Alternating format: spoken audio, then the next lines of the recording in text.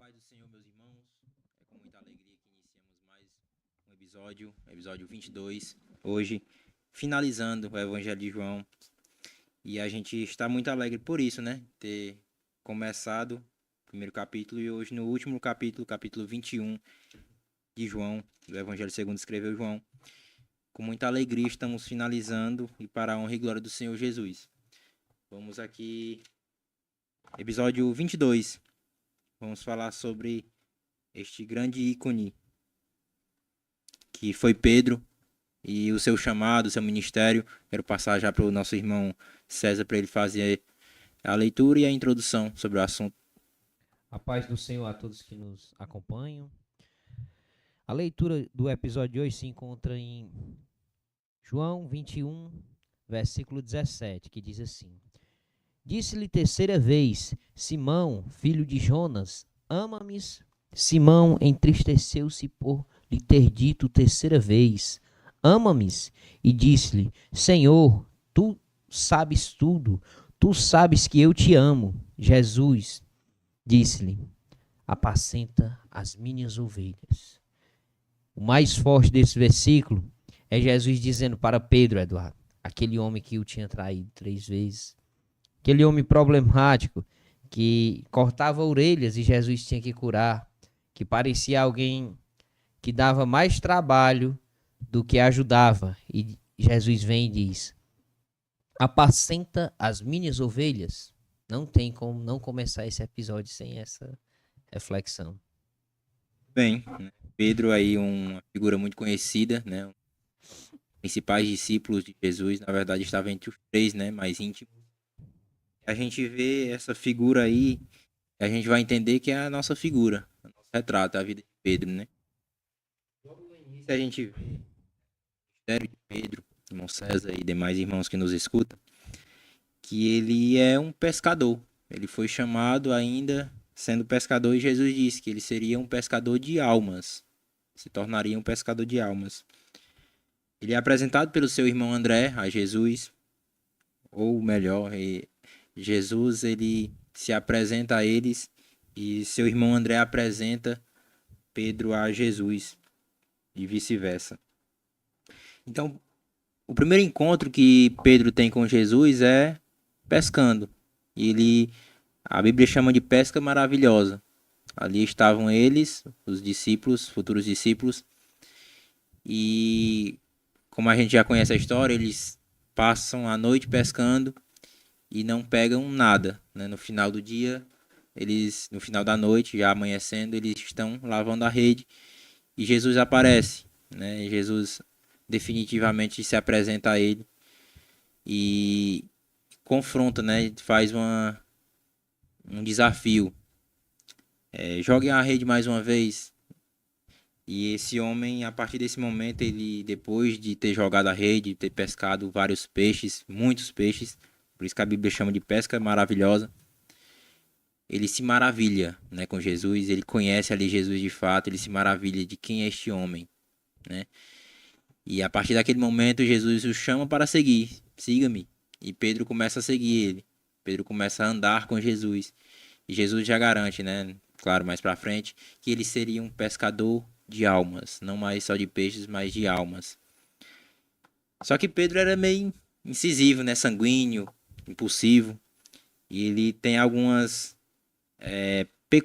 peculiaridades que a gente pode trazer aqui. Eu quero deixar para o nosso irmão César comentar. Eduardo, agora você pegou pesado, né? Eu tenho que mapear a personalidade de Pedro. Eu não posso fazer isso sem citar Augusto Cury, né? Um psiquiatra famoso que estudava a formação da mente, a formação dos pensamentos e da personalidade de grandes figuras históricas, que nem Hitler, Einstein, entre tantos outros, e foi estudar Jesus. Só que nos seus estudos ele acaba citando Pedro, acaba citando João. João, se formos olhar, era um pouco bipolar. Pedro, se formos olhar, era explosivo. Se fôssemos traduzir aqui, Pedro seria mais ou menos 8 ou 80. Tinha horas que ele estava no 100%. Não, Jesus, por ti eu... E tinha horas que a bateria dele estava pedindo para ser carregada. Então Pedro, assim, parece muito explosivo, parece uma pessoa sincera, mas explosiva, temperamental, mas diferente de João e Tiago. A gente vê uma coisa muito bonita em Pedro. Pedro não tinha anseio pelo poder, por status. Eu não consigo me lembrar nenhuma vez na Bíblia. Você, o Samuel, que está aqui no backstage, se for possível, digam alguma vez que Pedro tentou se exaltar. Eu não me lembro de nenhuma vez. Algumas vezes eu lembro Pedro exaltando Jesus. Quando Jesus pergunta, Pedro, os discípulos estão ali se questionando, Pedro, quem dizes que sou? E aí vem Pedro e diz, tu és Cristo, o Filho do Deus vivo. 100%. Mas ainda assim, ali o Espírito Santo revela já, o próprio Jesus deixa claro, mas eu não vejo Pedro se exaltando em nenhuma parte da Bíblia. Então a gente vê que Pedro, ele era um homem simples, pescador. Talvez o que Pedro gostava, Eduardo, é de tomar seu café pela manhã, sair para trabalhar, dar algumas gargalhadas com alguns amigos, com alguns parentes, com o seu irmão, André. Talvez até implicar um pouco com André, zoar André de forma carinhosa, sem ser bullying. E talvez ele almejava chegar para casa, encontrar sua esposa com a comida feita, jantar, dormir. Um homem simples até aí. E aí Jesus o chama. E esse homem cometeu muitos erros. Antes do Pentecoste, depois do Pentecoste.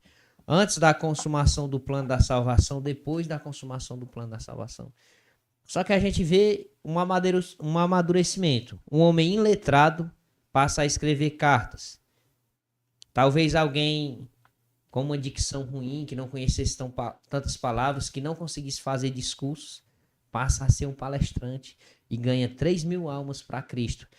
3.000 pessoas ele leva a Jesus. Opa, esse homem não sabia nem falar, mais muda. Claro que aí é o poder do Espírito Santo, a transformação do Espírito Santo, a graça de Deus. Mas eu vejo muito isso. A gente já falou aqui, todos conhecem do temperamento de Pedro, que era um homem explosivo. Mas eu vejo também um homem simples quando se fala de Pedro. Um homem apegado às tradições locais da Judéia, um homem apegado à simplicidade da vida, às tradições dos seus pais, os costumes que eram passados. É tanto que Paulo até vai ter que repreender ele, né? Que ele queria levar esse costume a outras culturas, achando que isso tinha que ser completo, tinha que ser um complemento para a graça de Cristo. Mas eu não consigo deixar de analisar Pedro desses parâmetros.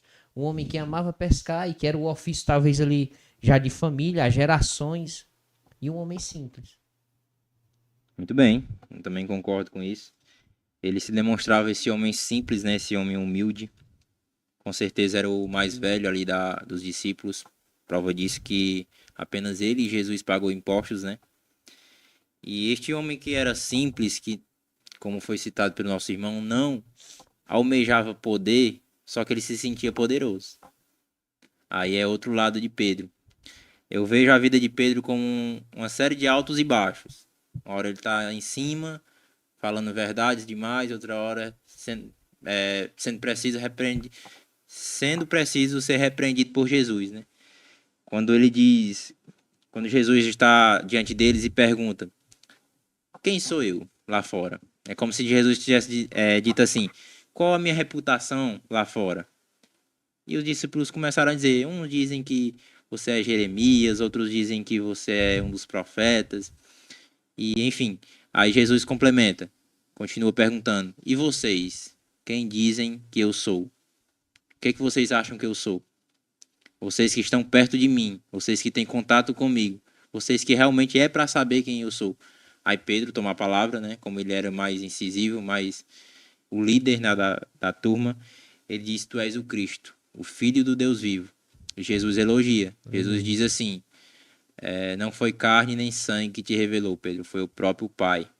Então, assim, a maior revelação ele recebe agora. Tu és o Cristo, o Filho do Deus vivo. O próprio Pai revela para ele. E logo em seguida, no versículo seguinte, ele comete uma burrada, né? Não, Ele Jesus. tenta convencer Jesus a não ir para a cruz. Aí Jesus repreende na mesma hora, né? Para trás de mim, Satanás. Então, assim, o Pedro que recebe revelações, e a gente pode até aplicar, né? Não é porque uma pessoa está sendo usada por Deus hoje, agora, neste momento, que ela não pode ser usada pelo diabo. Então, a espiritualidade também pode ser de uma pessoa, né? Aplicada a uma pessoa pode ser igual o Pedro, né? Cheia de altos e baixos. Então, a gente vê muito isso, né? Certeza. Um pregador uma vez falou que não existe grande pregador, não existe grandes pregadores, existe grandes mensagens. O mesmo pregador ele pode trazer uma mensagem que não foi de Deus, foi dele mesmo, foi da carne, né? Claro que existe, eu concordo que existem pessoas que são sempre usadas por Deus, na maioria das vezes, mas eu concordo com a fala desse pregador, que eu considero um grande pregador, né? E Sim. assim, Pedro, ele tinha esses altos e baixos. Recebia revelações de Deus e ao mesmo tempo era necessário ser repreendido pelo próprio Jesus. Agora nessa fala, quando ele diz assim, tu és o Cristo, se eu não me engano em Mateus, vai retratar muito bem, o Filho do Deus vivo, né? Ele recebe uma revelação muito profunda, meu César. E logo em seguida Jesus ele diz assim, tu és pedra, e sobre esta rocha, eu vou deixar você explicar depois, dar Não, sua pode opinião depois, explicar. eu edificarei a minha igreja. Primeira pergunta que eu deixo para você e quero que você dê sua opinião. Quem é esta pedra? A pedra que está edificada a igreja hoje. Jesus falou com um ar de futuro, mas hoje estamos vivendo o presente que Jesus falou. Esta pedra que Jesus edificou a igreja é Pedro. Esta pedra, quem é esta pedra? Muito questionador, meu amigo. Nos desafia, né? E esta pedra é o evangelho. Ali nos seus primórdios, que vai ser o quê? Quando Pedro diz, tu és o Cristo, o Filho do Deus vivo. Aí, sobre esta pedra edificarei a minha igreja. Jesus não está dizendo a Pedro ou aos demais discípulos, ou a quem leria futuramente ou ouviria essa história, que Pedro era o alicerce, era a base, era a coluna da igreja. Jesus está dizendo o seguinte, sobre essa sua afirmação, edificarei a igreja. Porque tu está dizendo que eu sou Cristo, o Filho do Deus vive, sim. Ele era ali o Messias prometido, o ungido de Deus. Vamos olhar aqui, Cristo é uma tradução para a palavra hebraica que era Mashiach, se não me engano, ou Machia. E aí, o que? O Messias, o escolhido, o ungido de Deus. Então Pedro ali ele reconheceu o que alguns fariseus, saduceus e escribas não reconheciam. O que homens estudiosos, Eduardo, estudavam as escrituras e não viam isso. Aí ele vê aqui, opa, esse não pode ser outro se não fosse o da semente de Davi, o Cristo. E aí realmente Jesus é o Cristo, ele não era, ele é o Cristo. E pela sua obra, pelo plano perfeito de Deus, ele veio, morreu, ressuscitou, pagou pelos nossos pecados, e aí através disso hoje existe igreja, porque é o que Paulo vai dizer. Se não querermos que Cristo morreu e ressuscitou dos mortos, em vão, é banal, é sem significado a nossa pregação. Todo o evangelho está afirmado nisso, que ele é o Cristo e que ele morreu e ressuscitou dos mortos para nos reconciliar com Deus, para que através dele tenhamos novamente o direito de sermos chamados filhos de Deus. Eu acho, na minha visão, é isso. Muito bem. Vamos lá. Existem três interpretações para quem é a pedra. O catolicismo acredita que a pedra é o próprio Pedro. Então, por isso que eles acreditam que Pedro foi o primeiro papa, né? E assim vai. Mas se a gente for para o texto, eu vou ler aqui em Mateus 16, versículo 18. Diz assim: E também eu te digo que tu és Pedro, e sobre esta pedra edificarei a minha igreja, e as portas do inferno não prevalecerão contra ela. As palavras de Jesus, elas são bem específicas, né? A primeira interpretação é que Pedro é a pedra.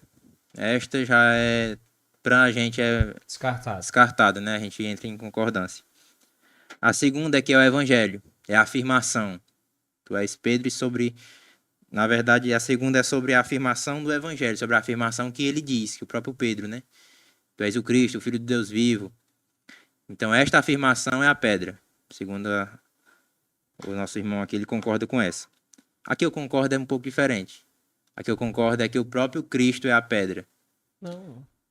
Mas estamos... Com certeza. Estamos de acordo. Porque, assim, quando ele diz assim, tu és Pedro, e sobre esta pedra... Pedro... Primeiro, a primeira afirmação, por que a gente não concorda que é errado? Que é errado. A palavra Pedro, Petros, no original, é uma palavra, Petros. E Petra, pedra, é outra. Então, são duas palavras diferentes. Então, Jesus diz, tu és Pedro, Petra, pedra, fragmento de pedra, pequena pedra. E sobre esta Petra, rocha, é como se ele tivesse, na minha interpretação, é como se ele estivesse falando de si próprio. Sobre esta pedra, que é uma rocha firme, inabalável, edificarei a minha igreja. E a segunda coisa que me deixa, né, que me dá sustentação para esse argumento, é o uso da palavra esta. Como o César é professor, né, de linguagem, ele vai... Pronome demonstrativo. Pronto. Ele vai até saber explicar direito depois. Jesus usa esta e não essa.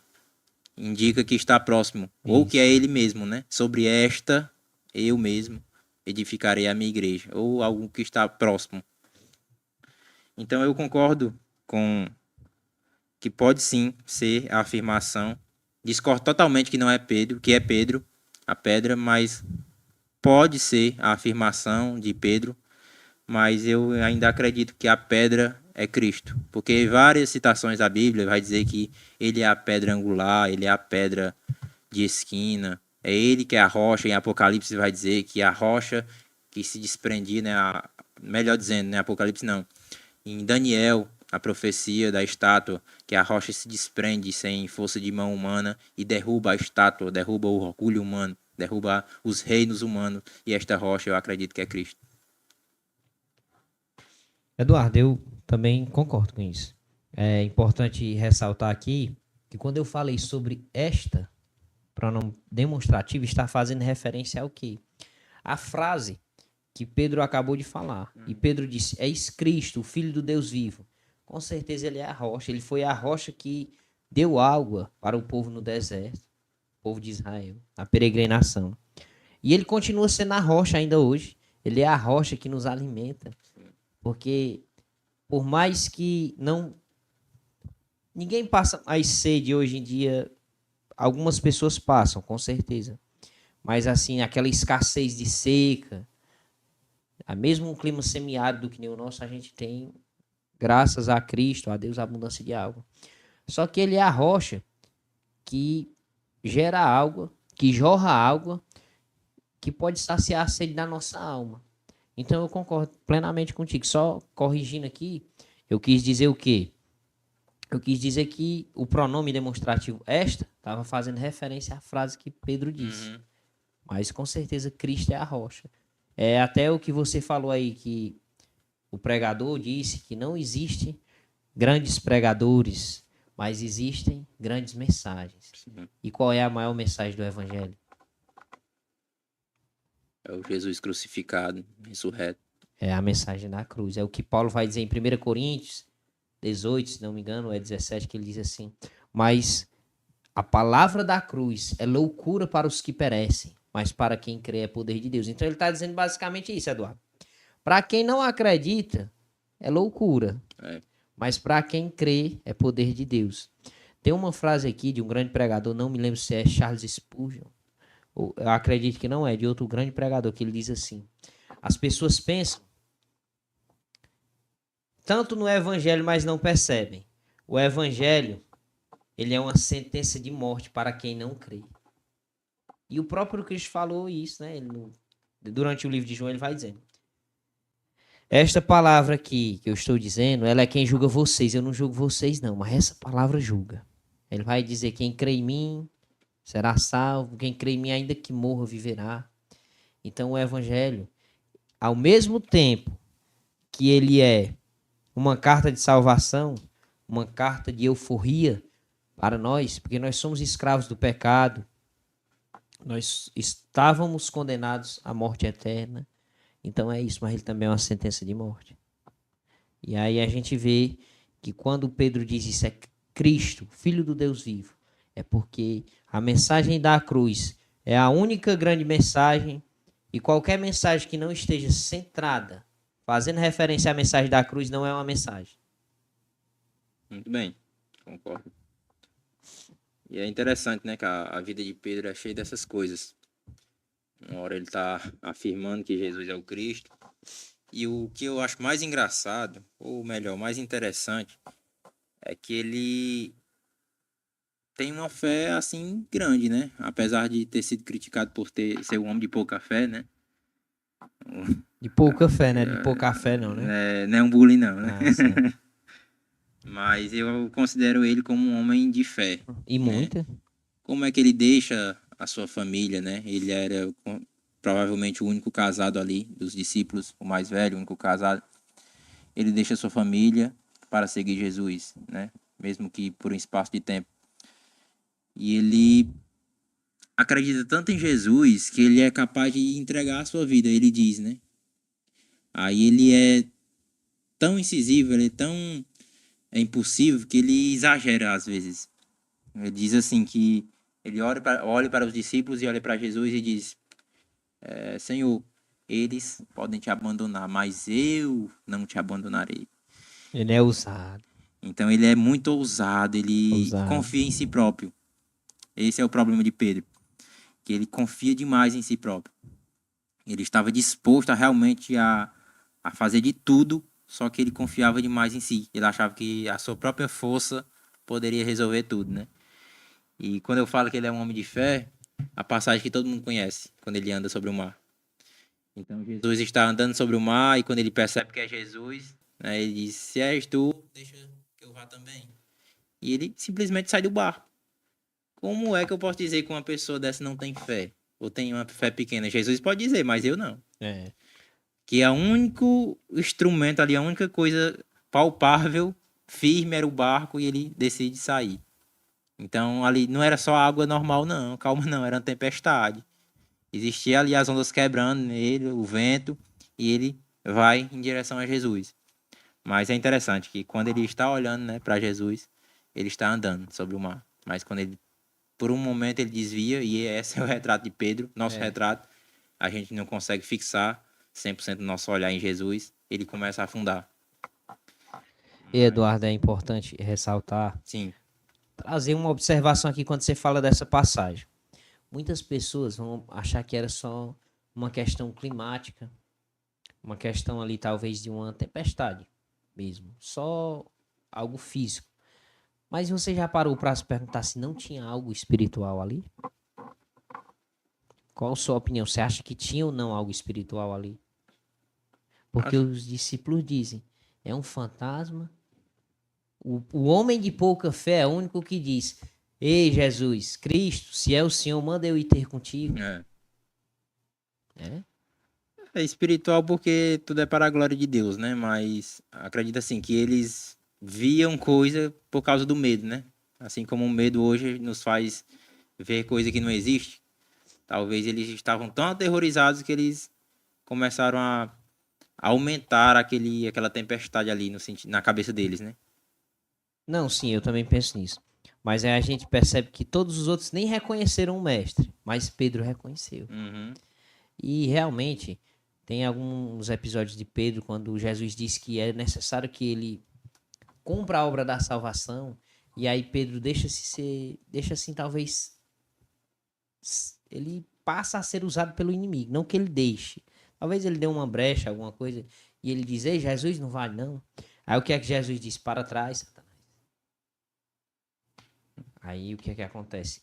Pedro, o mesmo Pedro que Jesus tinha dito, "Ei, sobre essa afirmação que você falou, é aí onde a igreja vai se basear, é que eu sou a rocha." Aí agora Pedro diz, não, Jesus, não faz isso não. Poucos segundos, né? Poucos segundos. Que Pedro é usado e logo em seguida ele é repreendido por Jesus.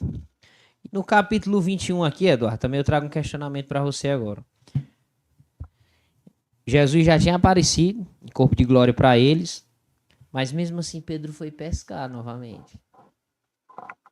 E os outros discípulos acompanham ou não, Pedro? Segundo capítulo. Sim. Então Pedro tinha o quê? Ele já era líder. Pode-se perceber que ele era líder ali. Os outros discípulos, os que seguiam o mestre, quando o mestre não estava presente, seguiam Pedro. E aí a gente vai até trazer algumas especulações aqui. Por que será que Pedro estava procurando ali? Estava tentando fazer essa pesca? Será se era para alimentar os discípulos, sua família? Será se já estava precisando de dinheiro? Entendeu? Cristo já ressuscitou, apareceu para eles em corpo de glória. E mesmo assim ele está ali, de certa forma, não, eu tenho que trabalhar, eu tenho que voltar ao velho ofício. Uhum. Aí Jesus aparece para ele e Jesus demonstra uma coisa muito bonita aqui, o cuidado. Lança a rede. E ele lança, agora talvez sem questionamentos mais. Opa, agora eu lanço. Eu sei que tudo é possível ao que crê. Eu sei que os mortos ressuscitam.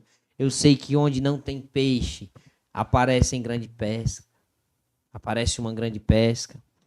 Eu sei que tudo é possível. E aí, quando eles voltam do barco, já tem algo preparado. Uma fogueira e peixes preparados para ele. Então, o cuidado de Jesus é muito lindo aqui. A gente até poderia entrar aqui no âmbito espiritual, que ele poderia fazer tudo só dizendo que apareçam peixes e fogo e tal.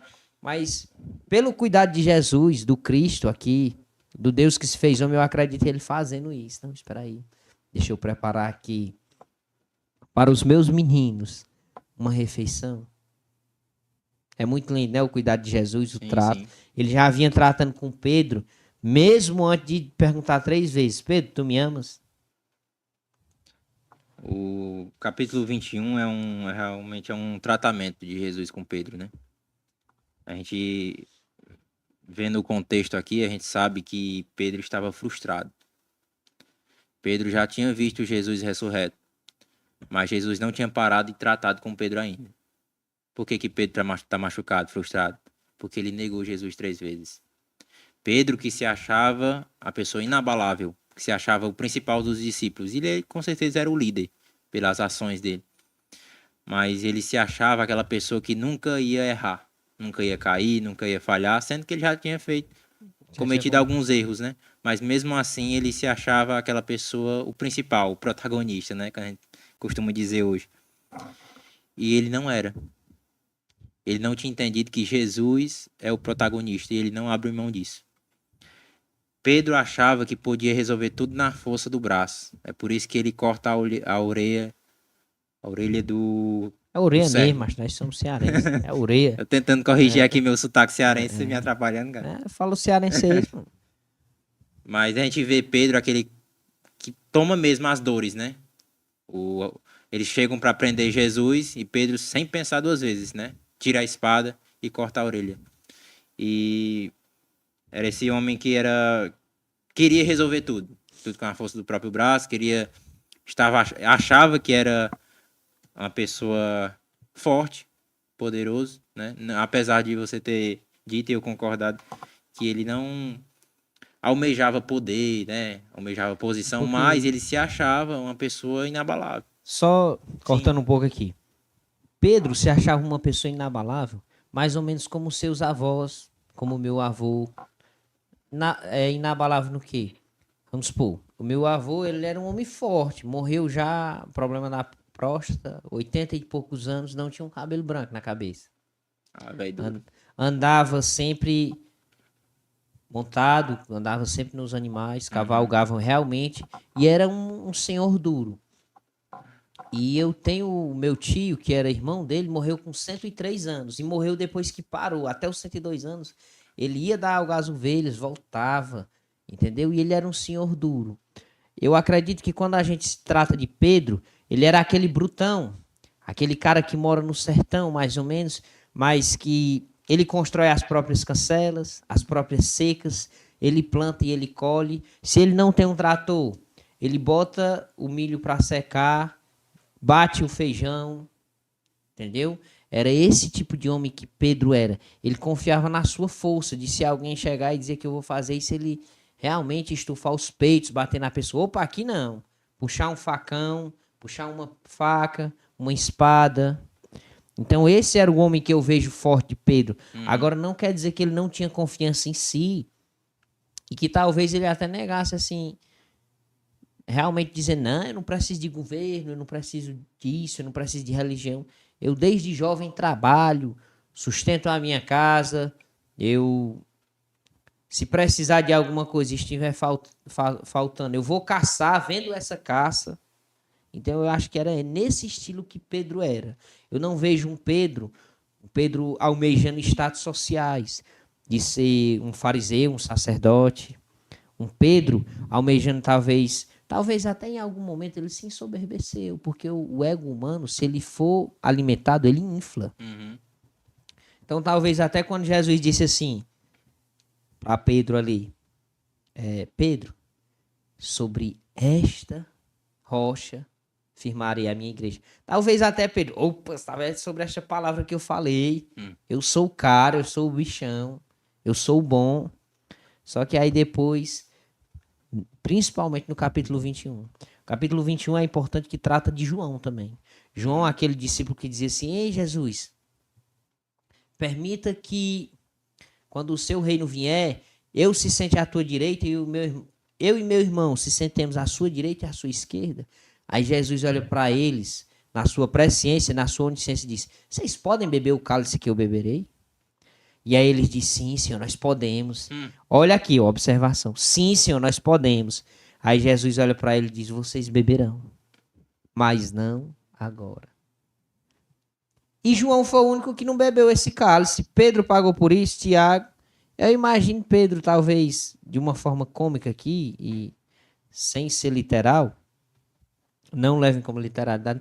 João chegando lá e ele dizendo, rapaz, sai de problema.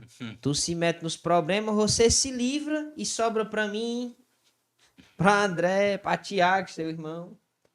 Entendeu? Porque o João não bebeu desse cálice. A gente vai ver mais à frente. Mas Pedro bebeu. Então eu acho que Pedro não almejava.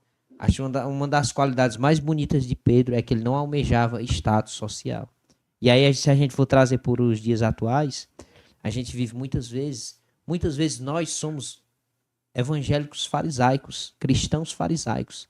A gente quer ser aplaudido por um debate, a gente quer que alguém chegue e diga, você prega bem, você pregou muito bem, você foi usado por Deus, que pregação. Não, bote o Eduardo, bote o Samuel, porque os homens pregam. Só que eu não vejo Pedro almejando isso. Sim, concordo também. Talvez ele seja aquela pessoa realmente independente, né? Aquele brutão, né? Que nem nossos avós foram.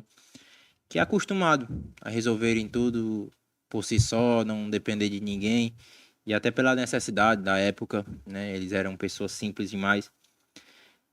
Aí eu vejo que Pedro, ele deixou que isso influenciasse ele até com Jesus. Porque tudo bem ele ser assim, mas Jesus quer aquele dependente. Jesus quer o dependente. Deus quer o dependente, né? Prova disso, Êxodo. O povo está no deserto e Deus sempre manda o maná. E a ordem é, como o que vocês quiserem, o que vocês puderem, mas não guardem para amanhã. Amanhã eu vou mandar de novo. Dependência.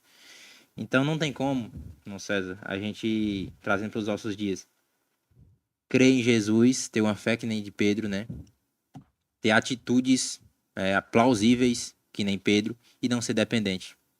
Então a lição de Pedro principal talvez seja essa, a dependência em Jesus. Só que Pedro é transformado, né? Pedro é curado, Pedro é restaurado. E ele está justamente ferido por causa disso. Ele se decepcionou não com Jesus, não com os irmãos da igreja, né? Contextualizando. Não com aqueles que estavam ao seu redor. Porque ele se achava o bom. Ele se achava, eu gosto de dizer, a síndrome de Pedro, né? É.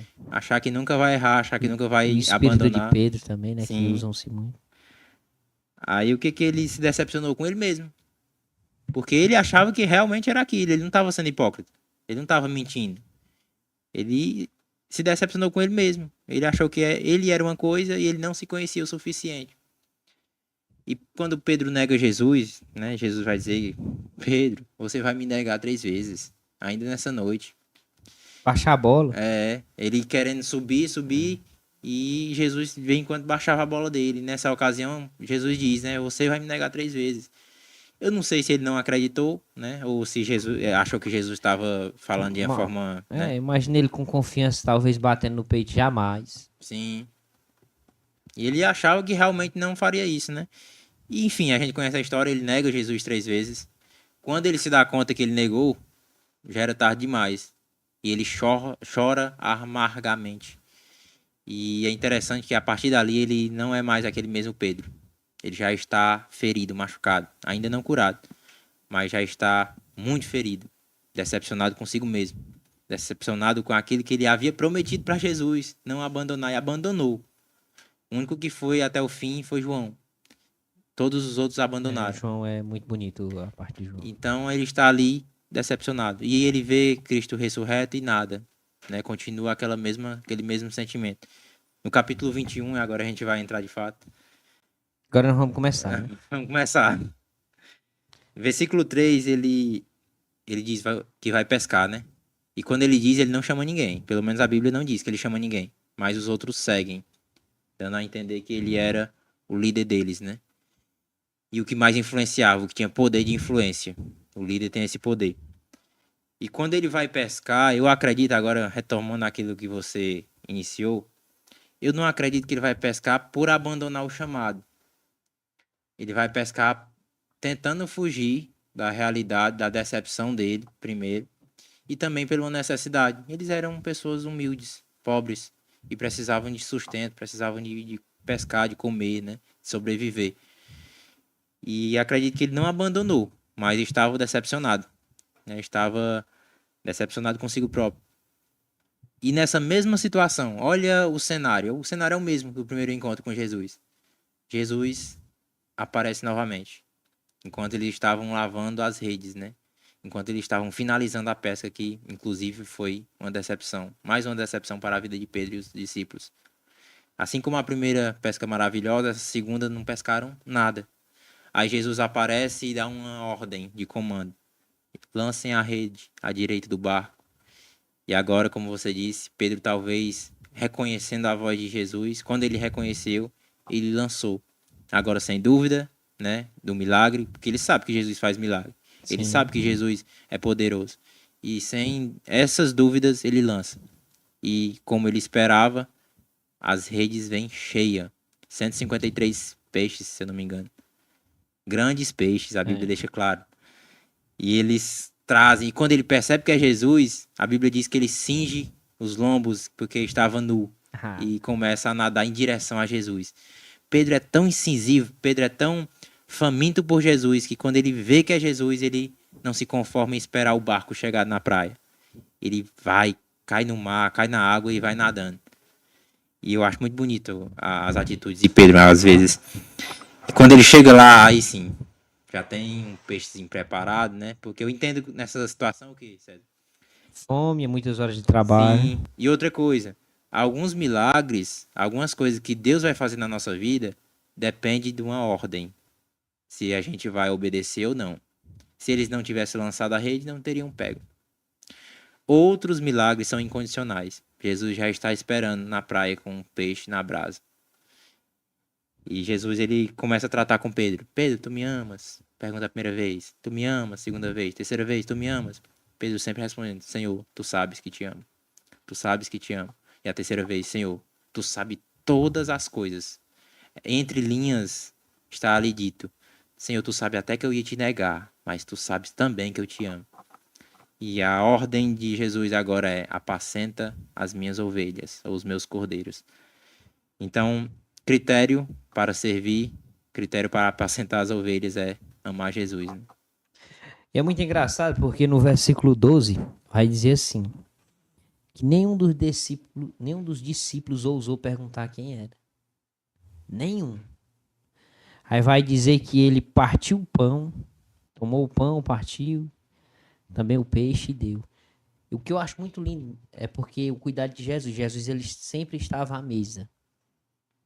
Ele em nenhum momento, apesar de ser filho de Deus, ele ousou ser igual a Deus ou dizer que era semelhante ao Altíssimo. Mas ele demonstrava humildade até com os discípulos. E aqui é mais um exemplo. Talvez todo mundo vai dizer que o maior exemplo é lavar os pés. Mas quando você chega em casa que você está com fome, primeira coisa que tiver na mesa, você pode ser alérgico àquela coisa que você quer comer. A única coisa que você quer é matar a sua fome. E aqui esses discípulos há horas e horas trabalhando. E aí eles chegam, veem. E aí Jesus, olha o cuidado do mestre. Ele parte o pão, pega o pão, parte. Ele pega o peixe, reparte e entrega. É lindo demais esse cuidado de Jesus. Talvez alguém diga, não, o maior milagre é andar sobre as águas. É fazer uma rede se encher de peixe em um local do mar que não tinha peixe. Mas para mim aqui o maior milagre é esse. É o Filho de Deus, o Deus vivo. Ele pegar, cuidar da comida, repartir o pão e dizer, come. Entendeu? Com suas próprias mãos. Que milagre maior do que esse, Eduardo? Verdade. E aí? Forte, não é? O maior milagre é o próprio Deus descer na terra, né? É. E se assentar com as pessoas como a gente. Que os discípulos eram como a gente, né? Pessoas falhas, Tinha um humildes, pouquinho mais de caráter, né? com certeza. Mas, assim, pessoas... Jesus não escolheu nenhum fariseu, né? Jesus não escolheu nenhum mestre da lei. Jesus escolheu aqueles meninos, né? Digo meninos porque eram bem jovens mesmo, com exceção de Pedro, que era o mais velho.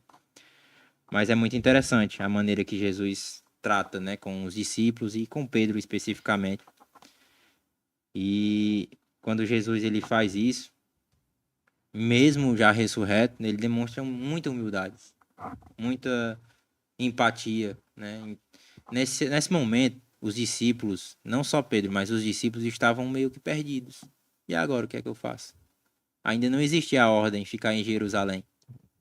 Então eles estavam meio... Por isso que eles vão pescar. Né? Geralmente quando a gente vai pescar, a gente vai para distrair. Então eles estão meio que... E agora? Eu sei que ele é o mestre. Eu sei que ele morreu, ressuscitou. Mas e agora? O que é que vai ser da gente? O que é que a gente vai fazer? A gente continua a pregar, a gente continua a ministrar. E a gente não tem capacidade. A realidade é essa. Eles pensavam, talvez, né? Antes do dia de Pentecostes. E Jesus, ele vai aos poucos tratando. Quando ele fala para Pedro, apacenta as minhas ovelhas, já está preparando Pedro para cuidar do ministério, né? O que você acha disso? Eduardo, voltando um pouquinho, eu chego já a essa sua pergunta. É interessante a maneira que Deus trabalha. Talvez os discípulos aqui estavam preocupados com o que comer. Mesmo depois dos sermãos lindos de Jesus que dizia assim, não se preocupe com o que haverão de comer amanhã ou de vestir. Mas eles estavam preocupados. Estavam com fome, com certeza, horas e horas de trabalho. E a gente hoje em dia, pelo menos nós que estamos aqui, nós nem passamos mais fome. Mas imagine aí, passar 10, 12 horas sem comer.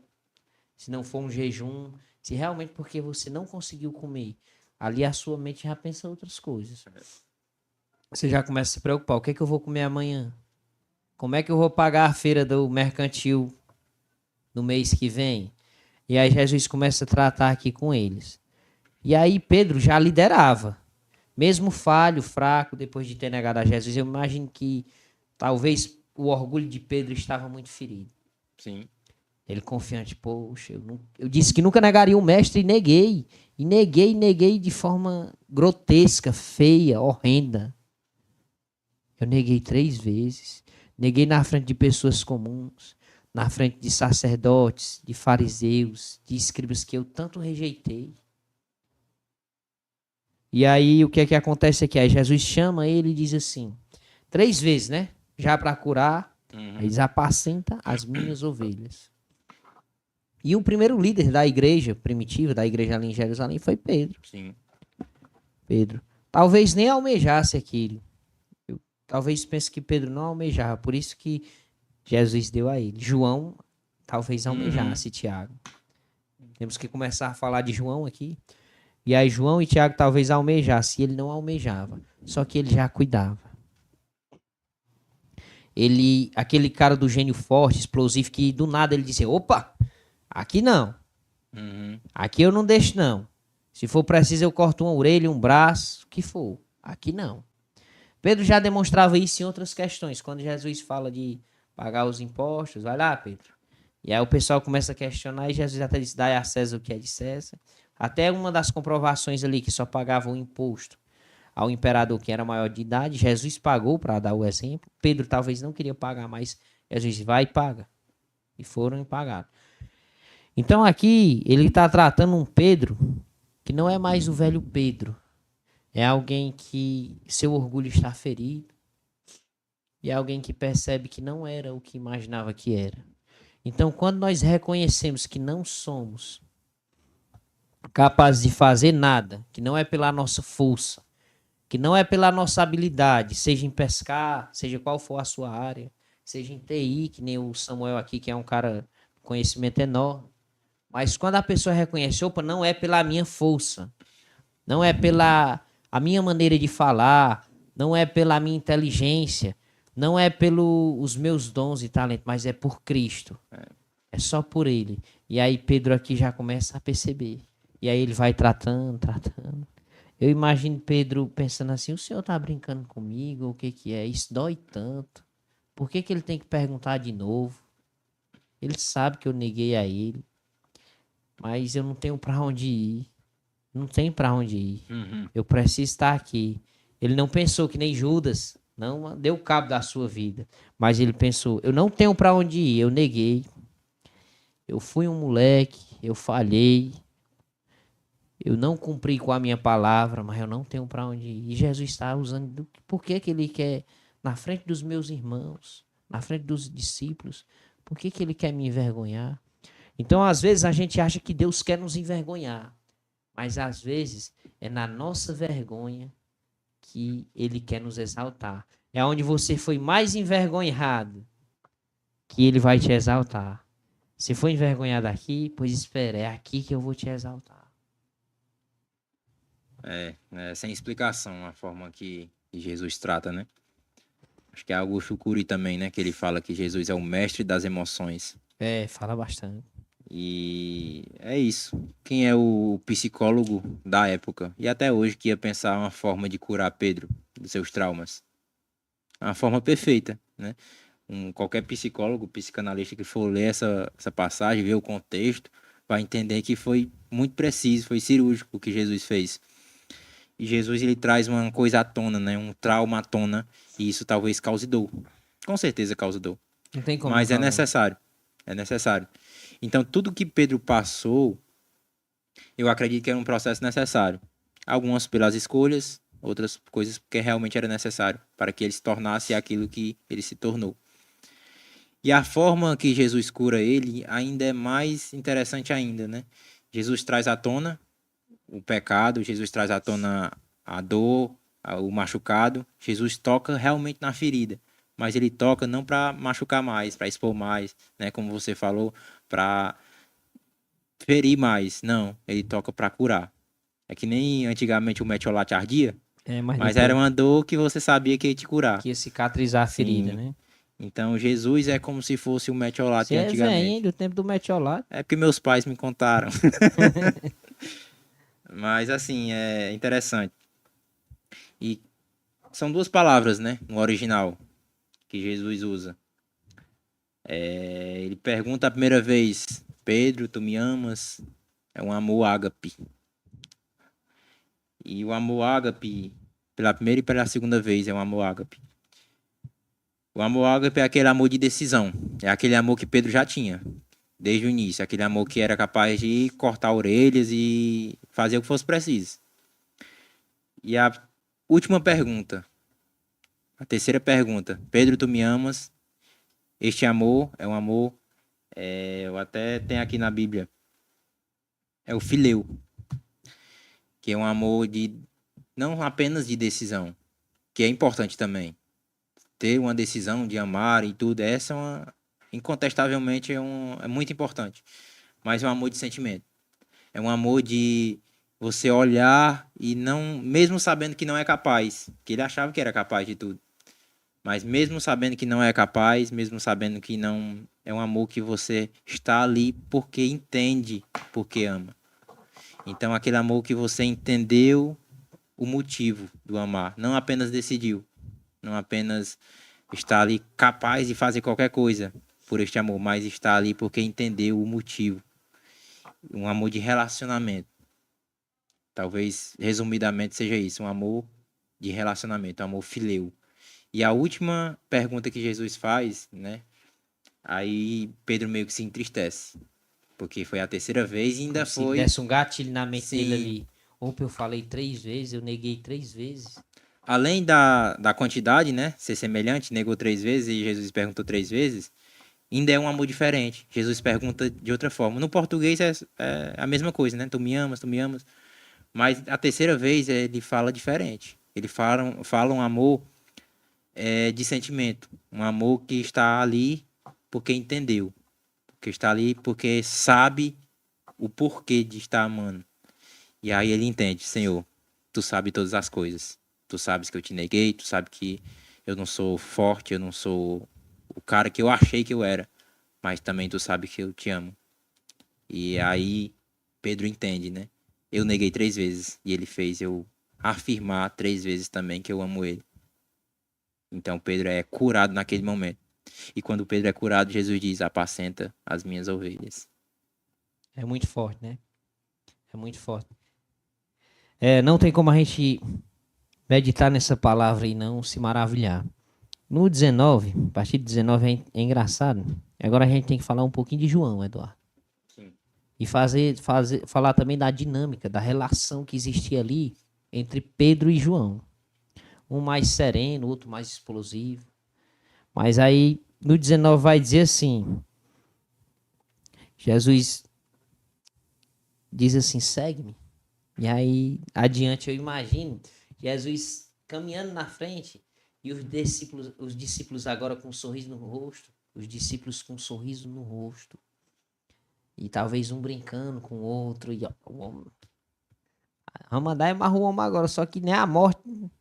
Ei, meu, quem é a morte perto desse homem? Agora nós não morremos mais, não.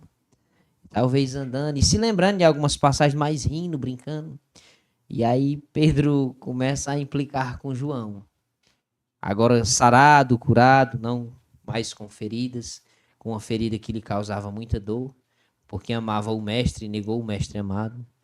Ele diz assim, dizem que, para você ver como já tinha outros burburinhos, outras conversas, e aqui era apenas a terceira vez que Jesus se manifestava, corpo de glória. Ele diz, dizem que tem um certo discípulo aí que não morrerá. Aquele mesmo João que disse, Senhor, nós podemos beber do cálice que você bebeu. E todos os apóstolos, antes discípulos, inclusive Paulo, morreram como mártires, por amor ao evangelho. Mas João não. Só que quem era João, Eduardo? Diga aí para a nossa audiência quem era João. João, como ele mesmo falava, era o discípulo amado, né? Não sei se por modéstia, não querer falar o nome dele, mas no seu evangelho ele se retrata a si próprio como o discípulo amado. Era aquele discípulo que encostava a cabeça no peito de Jesus, era aquele discípulo que estava entre os 3 mais íntimos, era aquele discípulo que estava disposto a amar, né? O discípulo do amor, como conhecemos. E João era aquele discípulo que foi até o fim com Jesus, foi até a cruz, enquanto os outros abandonaram, se decepcionaram consigo próprio, como Pedro ou outros motivos. João, ele foi até o fim. Ele acompanhou Jesus até o último momento na morte.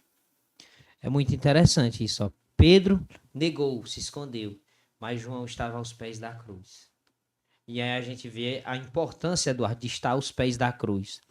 Não importa se estivermos aos pés da cruz, podemos sofrer chacotas, perseguições, podemos chorar, derramar muitas lágrimas.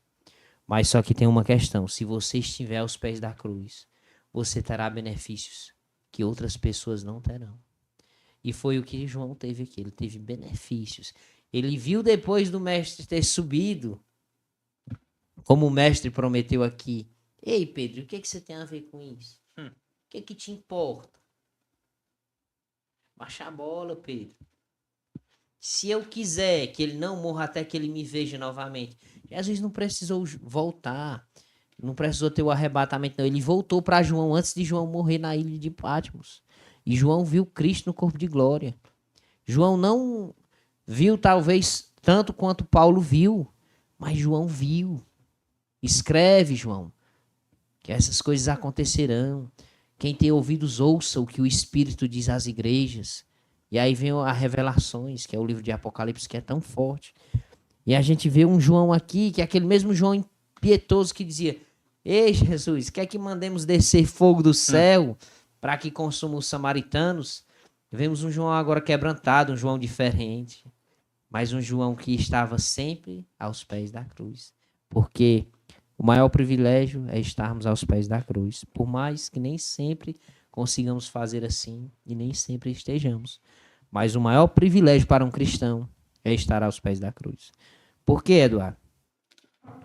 João, ele nos deixou uma lição muito importante, né? Não importa a situação, esteja sempre com Jesus, esteja sempre aos pés da cruz, né? Nunca abandone, porque eu vejo João como um privilegiado dos discípulos. Por um lado, agora vamos para o outro. Ele morreu de velhice, diferente dos seus discípulos que foram martirizados por amor ao evangelho, foram mortos. Ele morre de velhice. Ele vê o Jesus na sua glória, ele vê o céu, ele vê as revelações de Apocalipse. E ele é um João totalmente diferente. Já é um João maduro, já é um João velho, né? O velho João ali em Apocalipse. Quando ele começa a ver, ele cai por terra. Primeira coisa, a glória de Deus, ela não é suportada nesse corpo. É verdade. E ele cai por terra, aí Deus diz: escreve o que você está vendo, o que você vai ver. Ele começa a escrever, e o livro de Apocalipse é fascinante, né? E a gente vê esse João maduro, e quando ele morre de velhice, ele morre já bem idoso. Mas vamos olhar para o outro lado. Os outros discípulos morreram ainda jovens, né, relativamente. Agora apóstolos morreram jovens. Mas João, talvez, o que passava na cabeça de João antes da revelação? Eu estou velho, estou preso numa ilha, sozinho, solitário.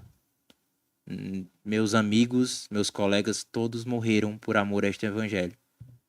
Talvez ele começou a refletir, será se vale a pena? Este evangelho, este Jesus matou os meus discípulos, os meus amigos. Este evangelho acabou com a família deles. Esse evangelho, será se deu algum lucro? Ele estava ali antes da revelação, em Patmos, refletindo talvez sobre isso. Será se vale a pena? Será que esse Jesus vai me recompensar o suficiente? Talvez ele pensou nisso, ou talvez não. Talvez ele estava convicto. Mas eu, como ser humano, admito, eu pensaria isso. Eu pensaria se realmente valeu a pena. E aí, neste momento, ele tem as revelações. Ele vê o céu.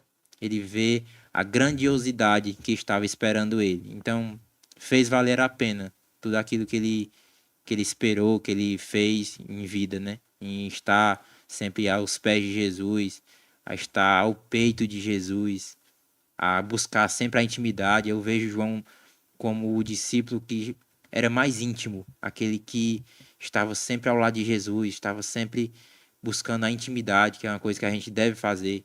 Então, talvez em Patmos, por um momento antes da revelação, ele pensou: será se valeu a pena tudo isso?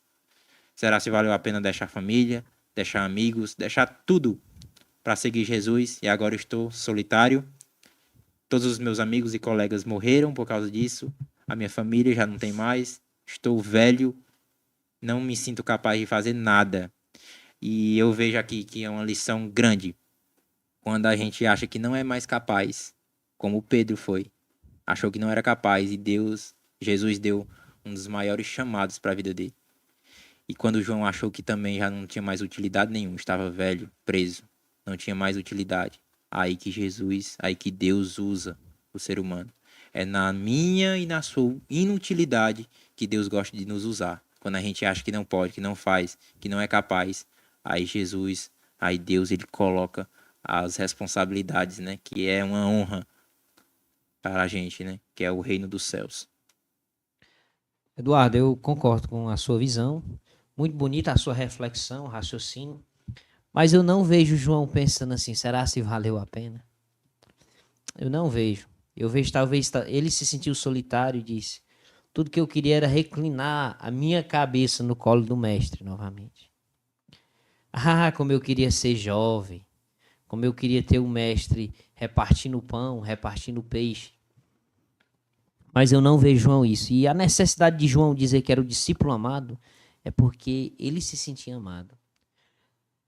Se formos para fatos, não trazendo só o Evangelho segundo João, a gente vai ver que no Monte da Transfiguração, João, Pedro e Tiago estavam juntos. Só esses três. Quer dizer, Jesus tinha um grupo no WhatsApp com 12 pessoas. Com ele, 13. Com o Espírito Santo e o Pai, ia para as 15.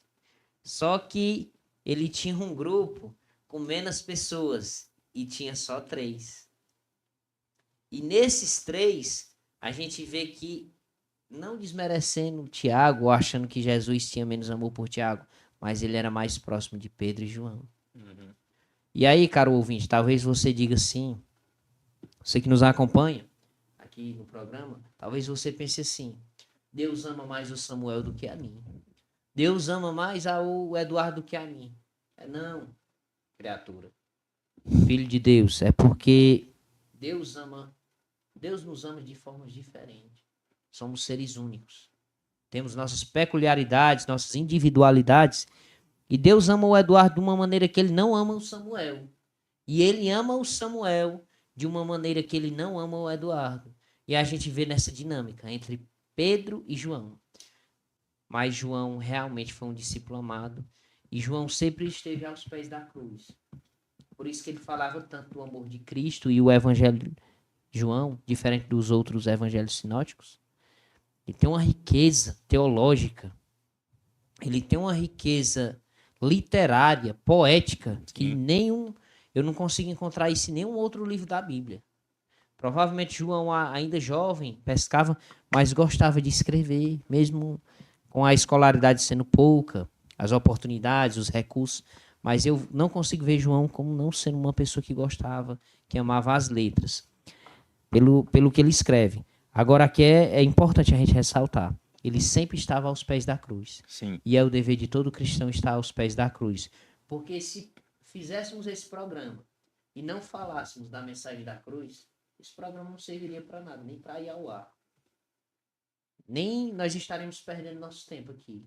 Porque, como Paulo diz, tudo é por ele, para ele, e tudo é porque ele morreu, ressuscitou, pagou nossos pecados com seu sangue, e é por isso que temos o privilégio de lermos essa palavra, de debatermos, de refletirmos, de sermos alimentados da rocha que jorra água viva. Glória a Deus. Muito bem. Meus irmãos, eu quero abrir, não sei se tem alguém nos acompanhando aí, algumas pessoas, né? Quem quiser fazer suas perguntas, nos mande. Mande aí no comentário do YouTube ou até nos nossos PVs aí, se você quiser fazer alguma pergunta, participar de alguma forma, trazer aqui um comentário, uma reflexão sobre este assunto. É muito importante. Quero trazer vocês para mais perto da gente, né? Para participar de fato com a gente, não apenas assistir. Vamos lá. Então a gente vê o João, né? Discípulo amado, conhecido como discípulo amado, discípulo do amor, discípulo que foi até o fim com Jesus, que estava sempre aos pés da cruz. A gente vê que ele é privilegiado, né? Ele vê coisas que os outros não viram. Ele participa de momentos que os outros não participaram. A maioria não participou.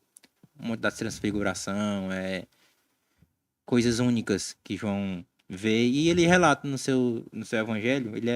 O evangelho de João é diferente dos outros 3.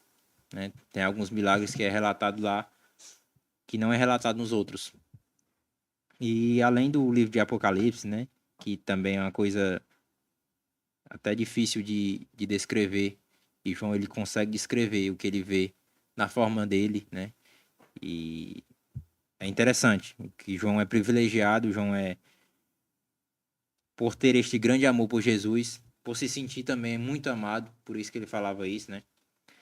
E ele vê o que ninguém viu, porque ele viu revelações ali que ninguém, nenhum dos seus colegas ali, eles viram, né?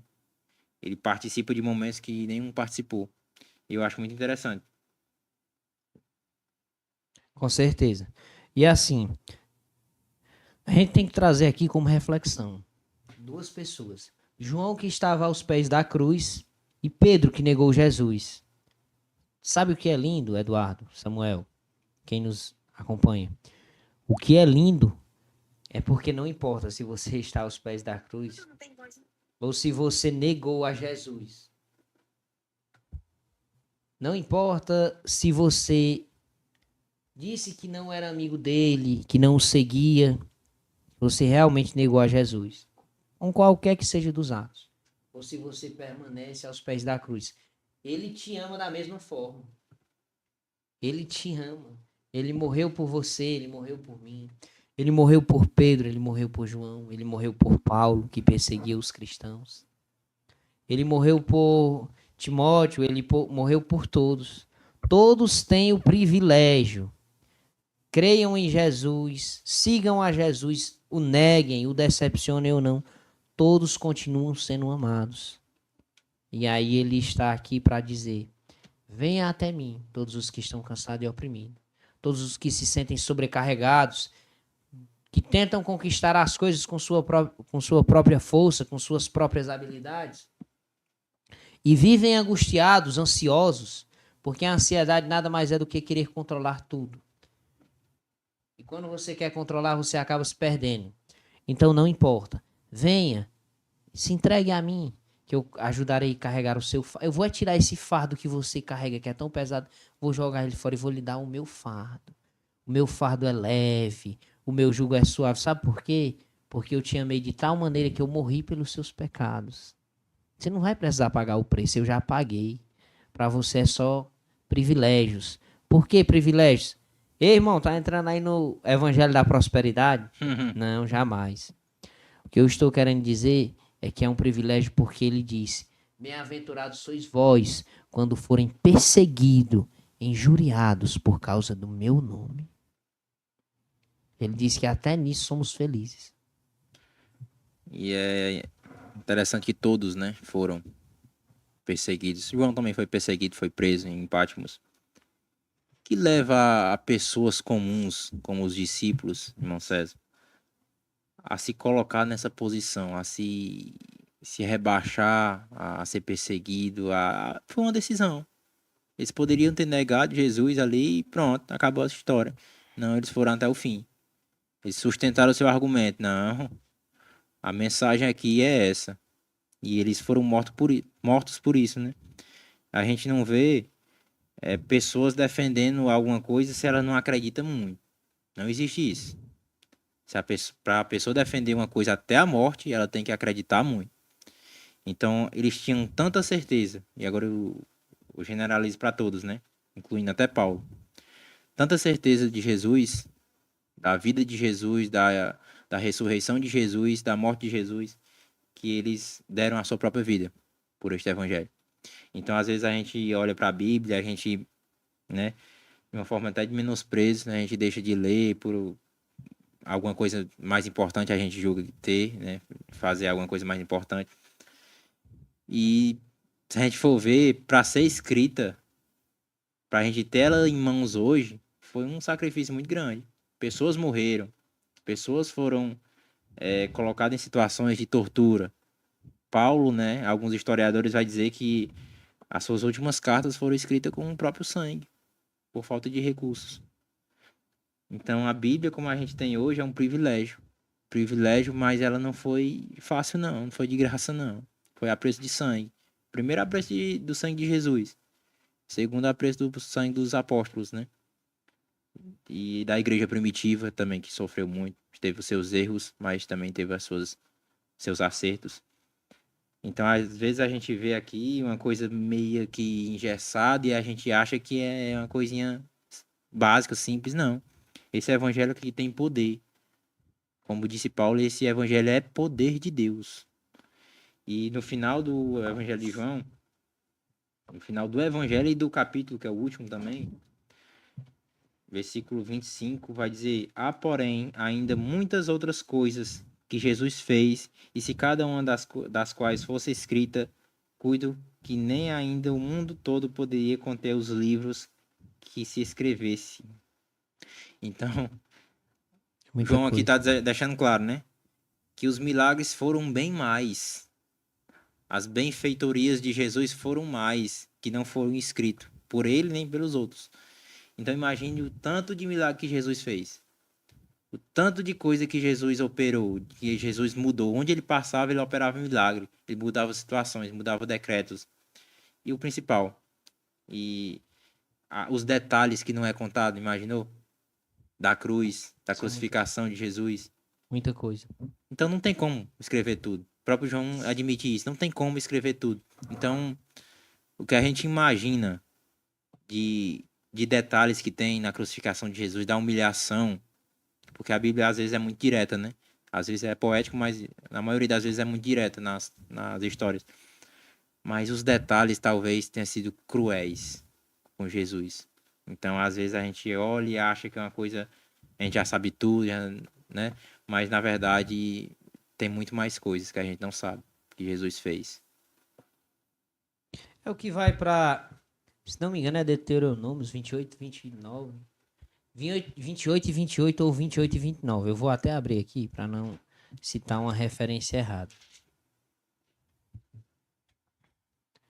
É muito interessante porque tem coisas que nos são reveladas, mas a gente não vê tudo realmente como ela é. Você já imaginou se a gente visse o mundo como ele realmente é? Acho que nós nem estamos preparados para isso. Não. Nem somos capazes.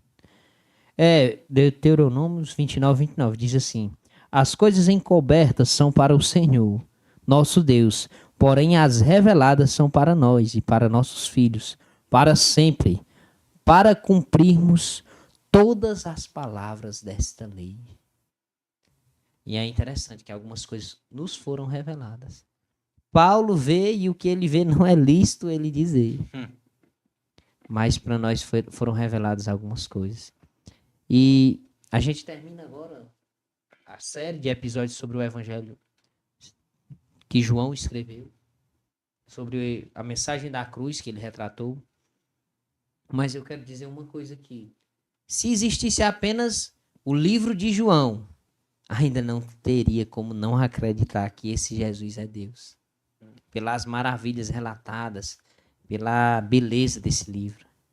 Então, algumas coisas não nos são reveladas. E talvez não porque Deus ele queira juntar todo o conhecimento para ele, mas porque nós não estamos capacitados para entender ainda. Nós não temos estrutura para conhecer. Sim. Muito bem, vamos encerrar, né? Tem alguma pergunta, Samuel? Ninguém fez, né? Todo mundo concordando, né? Quem cala consente. Ninguém comentou nada. Mas, enfim, meus irmãos, muito obrigado por ter acompanhado toda essa série de debates, né? De conversas sobre o Evangelho de João. Espero que tenha sido uma verdadeira bênção na vida de vocês, como foi pra gente, né? Um privilégio falar do Evangelho e do Evangelho de João em particular, eu gosto muito. E quero dizer que não sei, né? Se alguém está ouvindo aí e se sente como Pedro, que negou Jesus, se sente agora incapaz, ou se é um João da vida, né, que mesmo sendo fiel, talvez se sinta abandonado, se sinta só e talvez esteja refletindo se vale a pena ou não. Estamos aqui hoje, não sei quando é que você vai assistir, mas hoje é 14 de fevereiro, véspera de carnaval. Nessa época muita gente se desvia, César, infelizmente, são fatos. E quem está nos ouvindo, não sei se já pensou ou está pensando nisso, mas eu concluo que mesmo sofrendo, como João sofreu, como Pedro sofreu, mesmo passando por momentos difíceis, a vida destes homens nos garante que realmente vale a pena. E é porque a gente nem viu o céu, como o João viu. Imagine quando a gente vê, né? Eu já vou colocar. Porque tem umas pessoas aí dizendo que só querem ver o portão, né? Rapaz, esse cara é gaiato. Eu falei assim um dia desse, né? No retiro. Samuel, você não tava lá? Eu falei assim, rapaz, eu hoje nesse retiro aqui eu quero ver nem que seja o portão. Aí ele disse que eu quero ver só o portão. Não, Tem que entrar, né, pelo Samuel? menos o Mas não. portão, por enquanto. Não, foi o Marquinhos que perguntou. E você não quer entrar, não? Quer ver só o Foi, portão? foi. Então, galera, é um privilégio mesmo falar de Jesus, estar aqui debatendo a Bíblia, mas a gente sabe que cada situação é delicada e vale a pena. Vale a pena mesmo servir a esse Jesus, mesmo que custe a vida, né? Como para os discípulos custaram. Mas a conclusão que eu tiro vale a pena, porque ele não só nos promete o céu, que é a maior glória, né? Na verdade, a maior glória é a sua presença. Ele diz que a gente vai estar com ele todos os dias. Então, isso. E no melhor lugar. Melhor presença e o melhor lugar. Mas não só isso para o futuro, mas hoje, no presente, ele nos garante que está conosco todos os dias, né? Assim como Sadraque, Mesaque e Abednego estavam na fornalha, mas estavam tranquilos, porque ali estava o quarto homem, né? O próprio Jesus. Então não importa a situação, o que importa é quem está contigo, que é o próprio Jesus. Glória a Deus por isso, né? Ora aí pra gente encerrar. Pronto, a gente vai encerrar no próximo sábado estaremos com um episódio diferente. Um episódio sobre uma nova série, agora mais autônomos. Mas vamos falar sobre esses homens, os heróis da fé, sobre esse evangelho e sobre essa palavra. Nos acompanhe. Continue nos acompanhando. Compartilhe com algum amigo. Curta, comente. Se tiver algum hater aí, for falar alguma coisa, pode falar também. O evangelho, ele é para todos. Oremos. Senhor, meu Deus e Pai, estamos aqui no nome de Cristo Jesus para agradecer por essa série que foram sobre o livro de João. Senhor, abençoa-nos, dá-nos graça, permita que mesmo sendo nós falhos, continuemos propagando a Tua palavra e abençoa quem vai curtir também, Pai, o carnaval, não nessa festa que tem como festa da carne, mas em casa. Quem vai pegar o feriado e vai dizer, eu vou ler mais a Bíblia, eu vou à igreja, abençoa. Quem está se direcionando a um retiro espiritual, abençoa, Pai. Fala fortemente, vivifica. Mas não se esqueça, esses que eu te peço são os que estão como João, aos pés da cruz, mas aqueles que estão como Pedro, distante. Pai, toca no coração deles, vem tratar. Traz eles de volta para a tua companhia, para a tua presença.